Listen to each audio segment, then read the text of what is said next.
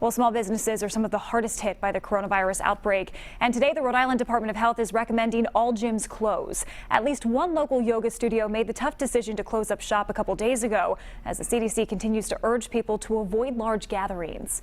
Eyewitness News reporter Sheena Loshuto continues our coverage.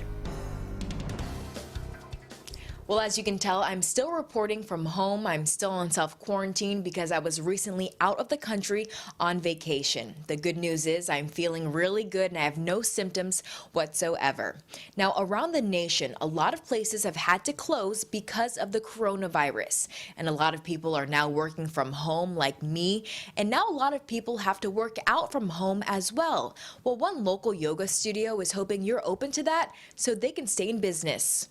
It's just devastating, honestly. Meet Juliana Olmstead, owner of Rhode Island Hot Yoga. We did our interview remotely over video chat, a concept she's had to explore extensively over the last few days. It seemed to us that we couldn't justify keeping our doors open anymore, even though we really wanted to be there for our students. Due to coronavirus concerns and guidance from health officials, she made the decision to close both of her yoga studios over the weekend. We have over 300 members. We see about 1,000 people every month. Olmstead says the closure hurts. We're working on rebuilding our business completely from scratch in basically 24 hours.